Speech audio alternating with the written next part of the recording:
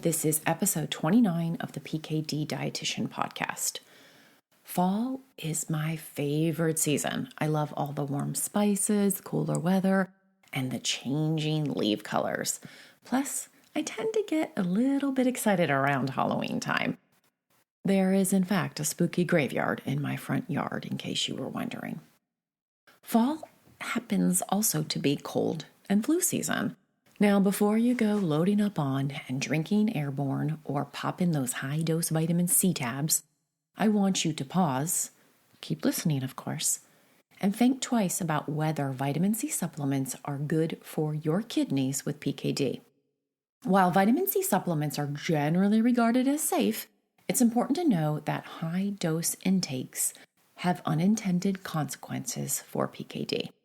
Today, we are going to explore PKD and vitamin C. Vitamin C, often also called ascorbic acid, is both a vitamin and an essential nutrient. And being essential just means that your body can't make it and you have to get it from an outside source, so from diets or supplements. And because vitamin C is water soluble, your body stores very little of it.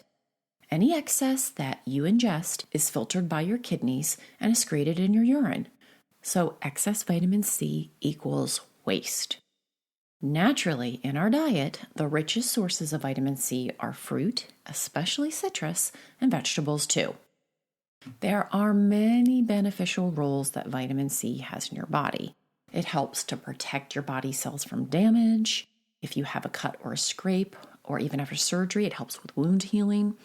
It helps keep blood vessels healthy and increase iron absorption. Vitamin C also helps you to maintain a healthy immune system.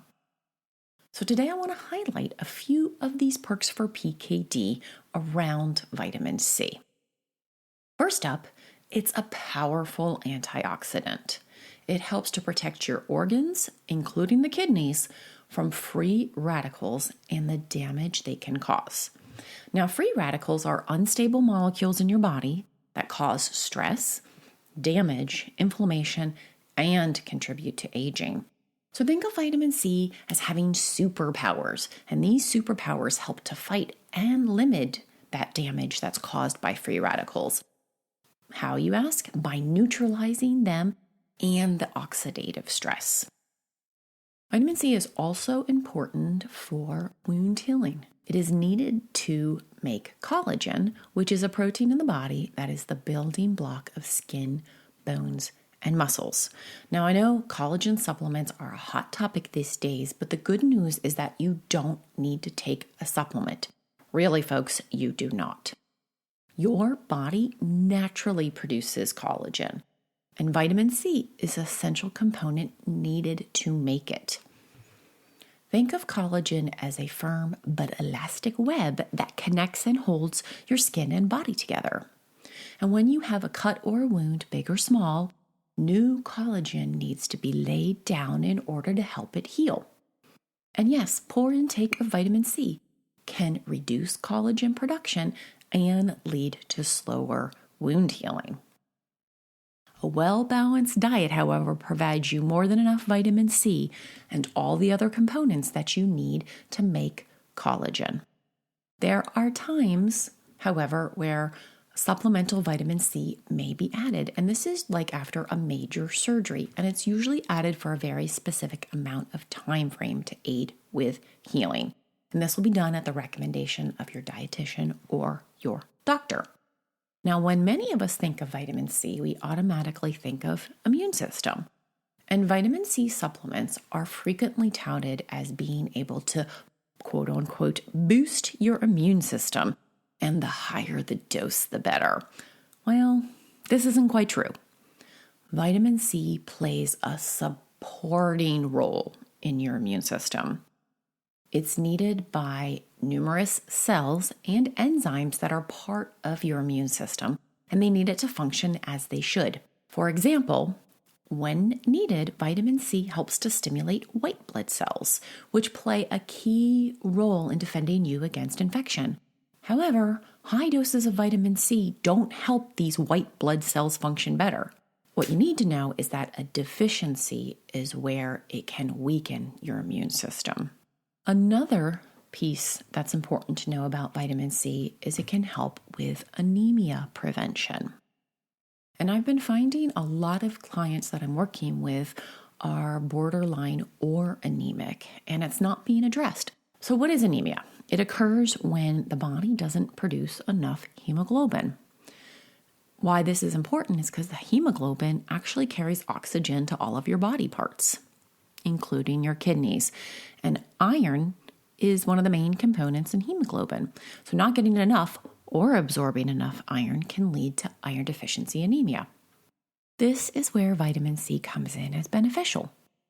Vitamin C helps prevent iron deficiency anemia because it enhances the absorption and uses of plant-based iron. So iron that you're getting from your plant-based sources. Consuming vitamin C-rich foods like that citrus and bell peppers, even strawberries and broccoli, alongside iron-rich foods helps to increase their absorption and can significantly contribute to maintaining healthy iron levels. In fact, my favorite iron supplement has a little bit of vitamin C in it for this very reason. Getting enough vitamin C is especially beneficial if you're a vegetarian or vegan because your iron sources are coming from plants. How much vitamin C do you actually need? The RDA, or the recommended daily allowance, actually changed in the early 2000s. Before that, the amount of vitamin C recommended was to prevent scurvy. But now the amount recommended is the amount associated with all those good antioxidant functions and those benefits, those perks for PKD. Current guidelines of vitamin C are for men, 90 milligrams a day, and for women, 75 milligrams a day. So to put this in perspective, 1/2 cup of red peppers gives you more than you need for your daily intake of vitamin C. You might be wondering if there is a different recommendation for vitamin C for folks with chronic kidney disease or polycystic kidney disease. There isn't, it's the same recommendation. And of course, there are mixed opinions and thoughts on this. What I want you to know is that you should eat to meet your needs. How do you do that? A good rule of thumb is to aim for 1.5 to 3 cups of fruit and vegetables each day and get a variety. With this variety and intake, you'll get up to 200 milligrams of vitamin C, so more than enough. And believe me, it adds up quickly and is much easier than you think it is. A good question is, can you get too much vitamin C? And yeah, there is actually an upper limit for recommendation. Now, vitamin C has a very low risk of toxicity. Like I said, it's generally recognized as safe. And the upper limit is put at 2,000 milligrams a day. There is only an upper limit because at this dose, folks experience some GI issues like stomach cramps and diarrhea and nausea. So that's why there is an upper limit. Can you get too little? The answer is yes, it doesn't happen that often, and that deficiency is called scurvy. So let's get into supplements a little bit. Vitamin C is abundantly available as a supplement. It is both available as a standalone supplement and as part of a combination of nutrients, like in a multivitamin. But it seems like it's added to everything these days, including cough drops, probiotics, and anything being marketed as quote-unquote immune supporting. The amount of vitamin C added to all of these products can vary greatly. Many multivitamins contain what is considered the daily value for vitamin C. So it's very common to see about 90 milligrams on a multivitamin. However, some of them can have up to 1,000 milligrams of vitamin C per serving. The best way for you to know how much vitamin C is added to your supplement is to flip it over and look at the label. Many people are taking vitamin C supplements at high doses unnecessarily. And it really is worth knowing what you are taking. Let's get into the body a little bit and look at vitamin C absorption. There's only a certain amount of vitamin C that your body can absorb at one time. And this time, it is a lot less than you think it is. Well, at least less than all the marketing out there promoting vitamin C supplements as a cure-all. When consumed or taken in moderate doses, and I'm talking 30 to 180 milligrams a day, you will absorb up to 90% of that vitamin C, and your body will use it. Higher doses, and I'm talking greater than 500 milligrams, have a lot less of their total vitamin C absorbed. It is just too much at one time. Your bodies are smart and your kidneys are smart. And once they get the vitamin C that they need, the rest of it is considered waste, filtered, and removed. Looking at those even higher doses, like those in the products like Airborne, the 1,000 milligrams of vitamin C touted in them is absorbed at about 50%. So around that 500 milligrams. The higher the dose you take, the less is absorbed. Instead, all that extra and an intentionally added vitamin C is broken down and excreted in your urine as waste. And when vitamin C is broken down, guess what? Oxalate waste is one of its byproducts. Let's shift a little bit more specifically to PKD. A diet rich in vitamin C is good for PKD. It's got perks for PKD. Vitamin C functions as that antioxidant and can help regulate and remove some of those free radicals and prevent inflammatory damage. Both of these can damage your kidneys, both of which play a role in the progression of PKD. More vitamin C is better for PKD, right? Not exactly. Remember, your kidneys are filters and they remove waste and toxins from your blood. That includes excess vitamin C waste and any byproducts that it produces. Supplemental vitamin C is known to increase the concentration of oxalates in urine. Taking higher doses of vitamin C, greater than 500, greater than 1,000 milligrams from supplements, increases your risk of kidney stones. Not to mention it generates a bunch of excess oxalate waste that then needs to be filtered by your kidneys. These are two things that you for sure want to avoid with polycystic kidneys. An excess of vitamin C, specifically from supplements, can increase your risk of kidney stones. Your liver takes that extra vitamin C that the body's not going to use and breaks it down. And part of the waste that is produced from vitamin C is oxalate, which can combine with calcium and form kidney stones. So normally the amount of oxalate produced from vitamin C is relatively small and does not pose a significant risk to your kidney health. However, I'm talking about the oxalate produced from vitamin C that you consume from real food. When vitamin C is taken in excess, and this is only with supplements, and exceeds your body's needs, that excess vitamin C is converted to oxalates and removed by the body. In some cases, though, it will absolutely lead to crystals and lead to kidney stones.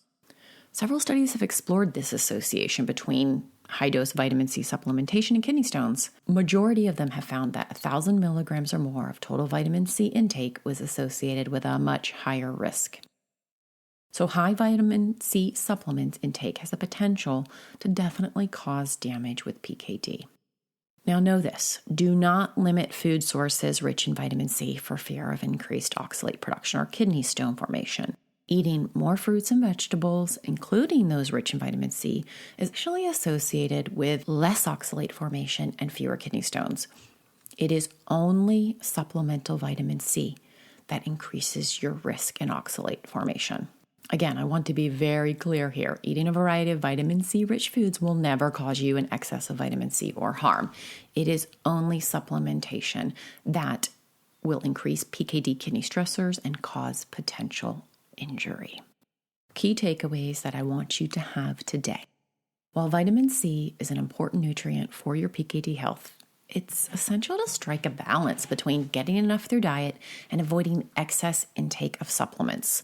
Those multivitamins that have just a little bit, those are absolutely fine. Having a variety of fruits and vegetables is the best way to ensure you are meeting your needs and getting vitamin C's perks for PKD. So in summary, vitamin C plays a supportive role in your immune system. It helps to fight those free radicals and prevent kidney damage. It's best absorbed in lower amounts like that in food. You can get 100% of what you need from diet. And if you want to take a supplement, talk to your doctor and your dietitian. Anything greater than 500 milligrams is really only generating waste and work for your kidneys. Also, oxalate is a waste product of excess vitamin C. avoid consistently taking those high-dose supplements that are greater than or equal to 1,000 milligrams. Closing out today's episode, I'm going to leave you with some food for thought around vitamin C. Here are a few fruits and vegetables that are rich in vitamin C for you to include. Red peppers, kiwis, green peppers, broccoli is an excellent source, strawberries, Brussels sprouts, and even cauliflower. I hope you enjoyed today's episode and will think twice before adding those high-dose vitamin C supplements. Head to the show notes for links out to good list of vitamin C foods from Instagram and also a blog that is on vitamin C and PKD. Happy eating, folks.